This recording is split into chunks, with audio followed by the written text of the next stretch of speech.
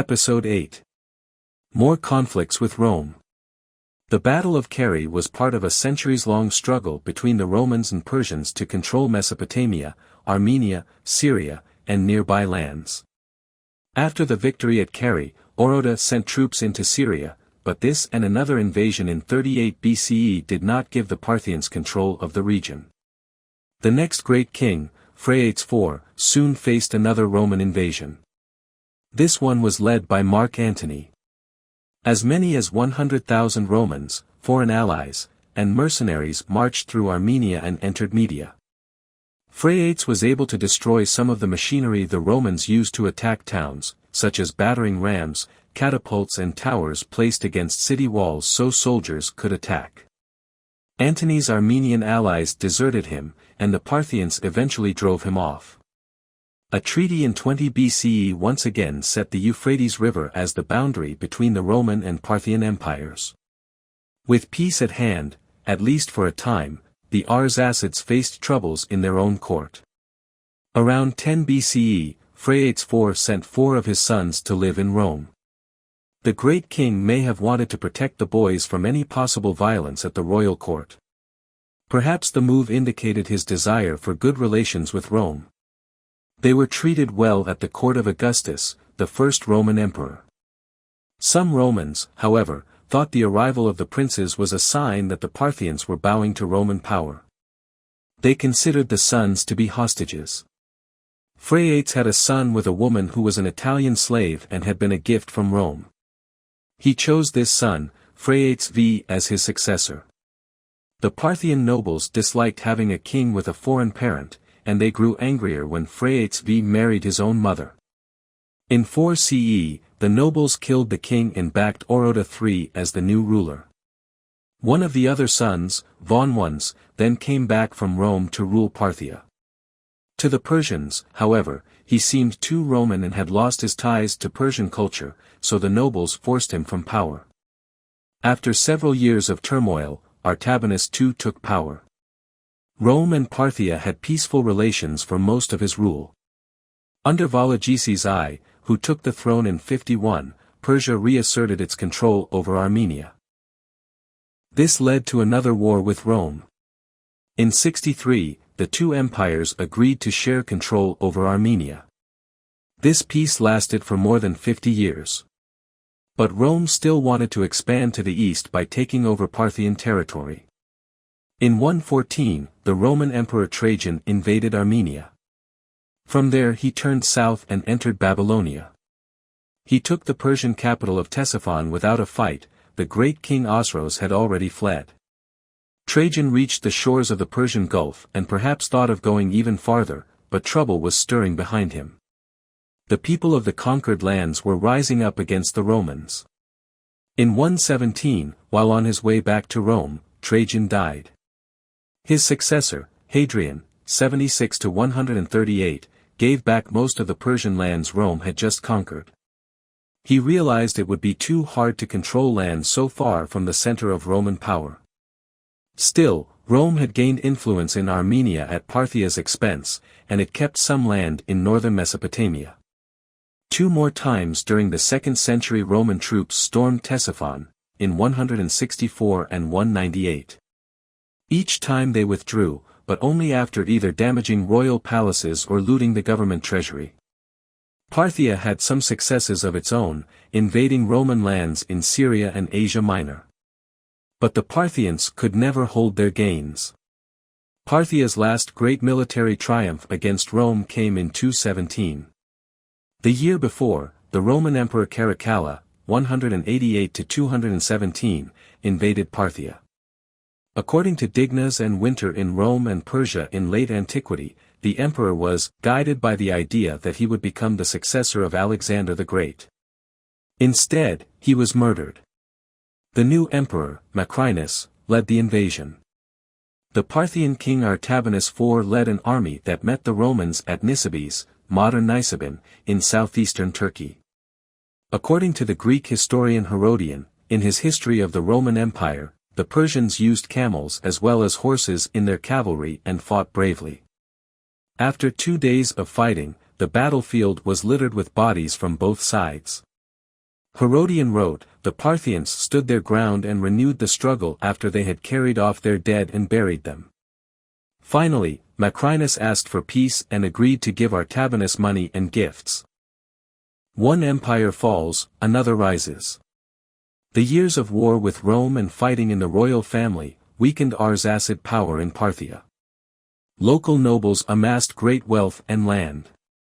Officials called Sharters, similar to mayors, and Sharyars, governors, had almost total control over the lands they governed. The Parthians had also let separate kingdoms exist within their empire, and one of these proved fatal to Parthian rule. In Istakhr, the capital of the kingdom of Persis, a local ruler named Papak came to power around 205. After his death, his son Ardashir took control and began to extend his rule throughout Persis. Ardashir was the grandson of a Zoroastrian priest named Sasan, and this name was used for the dynasty Ardashir founded. From Persis, Ardashir and his armies began to attack other small kingdoms in the region. Ardashir also built a new city, which he named for himself. This activity caught the attention of the Parthian king, Artabanus IV. In 224 he led his soldiers into battle against Ardashir and the Sasanians. A rock relief carved at Firuzabad, in south-central Iran, shows Artabanus and Ardashir fighting a duel on horseback. Each king has a lance. Ardashir killed the Parthian king, then led his army westward to claim control of Parthia. Fighting went on for several years, because some Parthian leaders resisted Ardashir. But by 226, the Sasanians controlled the Parthian capital of Ctesiphon and Ardashir referred to himself as the King of Kings. The Sasanians did not have much direct knowledge of the first great Persian empire established by the Achaemenids. But they knew that Persis had been the home of the Achaemenids, and the Sasanians saw themselves as part of a great Persian tradition. They began to call their lands Iranshar, or Empire of the Aryans, to strengthen that link to the past. That link to the past led Ardashir into conflict with the Roman Empire. The Roman historian Herodian wrote that the Sasanian king wanted to take back all the lands that had once been under Persian rule. In his History of the Roman Empire, Herodian said the Roman Emperor Severus Alexander, ca 208–235, warned Ardashir that he would find fighting against the Romans not the same thing as fighting with his barbarian kinsmen and neighbors. The emperor's warning did not frighten Ardashir, and he launched a series of raids on Roman lands. Rome responded with an invasion in 231. The Romans won some early victories, but they were stopped from taking Ctesiphon in 233. The Romans did take back the lands Ardashir had taken. Then they withdrew, claiming they had won the conflict. Modern historians think neither side won, because neither side gained new territory. Within several years, however, the Sasanians had captured several Roman cities in Mesopotamia. Ardashir's successor, Shapur I, extended the gains even farther west. Rome won back some of these cities, then tried once again to take Ctesiphon. Shapur successfully defended the Sasanian capital. In an inscription he had carved in rock at Nakshi Rostam, near Persepolis, and quoted by Maria Brocius in the Persians, Shapur said, "A great frontal battle occurred and the Roman force was destroyed." The war ended with Rome paying money to Shapur and giving up control of some lands in Armenia. Peace never lasted long between Shapur and the Romans. In 252 CE they were fighting each other in Syria. The next year they fought in Turkey. Ancient records report that tens of thousands of soldiers were killed or captured in single battles. For the Sasanians, the Roman prisoners included one emperor, Valerian, who was captured at Edessa and died shortly after. More important to the Sasanians were Roman engineers and scholars, who were sent to live in Persis and other areas. They brought Roman skills and knowledge to Persian lands. Shapur died around 272 CE and several of his sons served as king after him. One of them, Narse, launched an invasion against the part of Armenia that was under Roman control. By 298 CE, however, the Romans had the upper hand and managed to capture Narse's wife, sisters, and children. To end the war, Narse agreed to give the land back to Rome in exchange for his family. Religion and war. The two rival empires managed to stay at peace for almost 40 years. When the fighting began again, religion was partly to blame. In 313 the Roman Emperor Constantine formally established freedom and toleration for all religions, including Christianity. Christians in Persia felt new ties to the Roman Empire and its Christian emperor. Shapur II, the Sasanian king at the time, began to suspect the Christians in his empire might not be loyal to Persia. Decades earlier, Shapur I had generally allowed religious freedom. So had the Achaemenids and Parthians before him. Zoroastrianism was the official state religion, but other faiths were accepted. These included Christianity, which arose in Roman lands during the 1st century, and Manichaeism, which developed in Persia during the 3rd century. For a time under Shapur I's sons, Zoroastrian priests tried to weaken other religions. Under Shapur II, though, things became much worse. Persian Christians were targeted for arrest or death, since they were seen as possible enemies of the state. Constantine was preparing to battle the Persians when he died in 337. With the Roman emperor's death, Shapur invaded Armenia. This sparked another decades-long series of wars with Rome. Under the Emperor Julian, r. 361–363, Rome invaded Babylonia in 362 and tried once again to take Ctesiphon. The attack failed and Julian was killed. The Romans agreed to give back the lands they had won under Constantine. The reign of Shapur II marked the greatest extent of Sasanian power. He ruled for 70 years, longer than any other Sasanian king.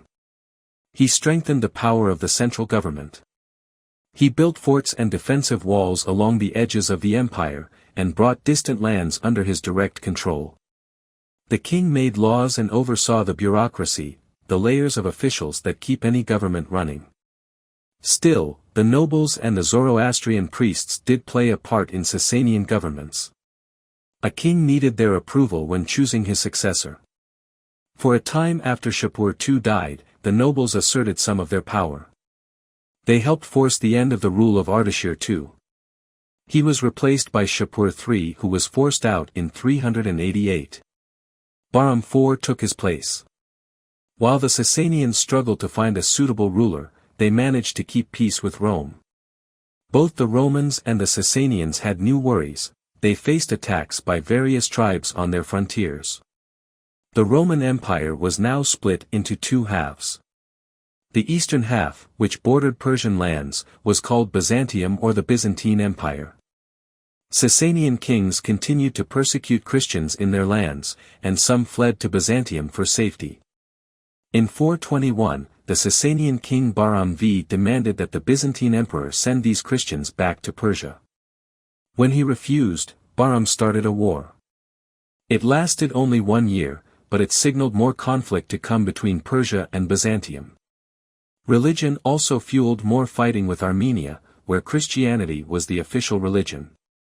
In 449, Yazdegerd II of Persia called on his Christian subjects in Armenia to convert to Zoroastrianism.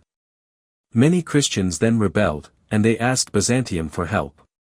The Romans, however, were too busy fighting the Huns and other invaders to send troops. In 451, the Armenians suffered a terrible loss against the Persians at the town of Avarar, and many Christian priests and nobles were taken prisoner. Decades of trouble. Starting in the 440s, a Central Asian people called the Kittites appeared on Persia's eastern borders. They joined the Hephthalites, or White Huns, as potential enemies. Yazdegerd built forts along the border and pushed back the Kittites. But during the reign of King Peraz, the Sasanians fought a series of wars with both the Kittites and Hephthalites. Peraz was captured by the Hephthalites in 465, and later lost his life battling them. In the last decades of the 5th century, the Hephthalites had enough influence in Persia to play a role in choosing its new kings. The constant invasions from Central Asian nomads were both a curse and a blessing. The Byzantine Empire was also being frequently invaded. Otherwise, they might have attacked Persia from the west and brought down the Sasanian Empire. Peroz died in 484 and the Sasanians faced a new threat at home. A Persian named Mazdak, 5th century, had developed a new religion.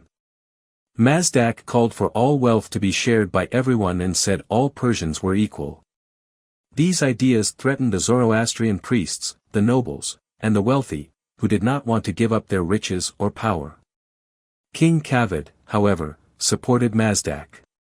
The king saw some benefit to himself if the nobles and the priests lost some of their influence. Those powerful groups then forced Kavad from the throne in 496. But he returned 3 years later with an army and took back the kingship. In the years to come, Kavad turned against the followers of Mazdak, believing they threatened social order in the empire. Kavad ruled for more than 30 years. During that time he battled the Byzantine Empire several times, as well as nomads to the north of his empire. His son Khosrow I took over in 531 and continued the wars with Byzantium. Khosrow is best remembered today for changes he made in the empire. He improved how taxes were collected and rewarded government officials for good service. He also improved communications and roads and began new building projects. Khosrow also supported the arts and education. He was considered the last great Sasanian king and was given the name of Anushirvan, he of the immortal soul. The end of the empire. During Khosrow's reign, a new Central Asian power emerged, the Turks. The king had a son whose mother was a Turkish princess, a relationship meant to create a link between the Persians and the Turks. The Turks helped the Sasanians fight the Hephthalites in 560. But in the years that followed, the Turks made trade deals with the Romans and became an enemy of Persia. Khosrow's half-Turkish son, Hormizd IV, was king when the Persians and Turks clashed in 589. Hormizd's son, Khosrow II, ruled when the Sasanians made some of their last major military gains. Persia once again conquered Syria and part of Egypt, and took Byzantine lands almost up to Constantinople. In the end, however, neither the Turks nor the Byzantines posed the greatest danger to Persia. For several centuries, the Sasanians had dealt with tribes living across the Persian Gulf, on the Arabian Peninsula. At times, the Persians and Arabs battled each other. Other times, the two peoples were allies. By the 630s, Arabs who had converted to the new religion of Islam became a major military power in Southwest Asia. From their homeland in what is now Saudi Arabia, they began to conquer surrounding lands so they could spread Islam. They attacked Byzantine lands first, then moved into Persia. In 637, Arabs seized the Sasanian capital of Ctesiphon.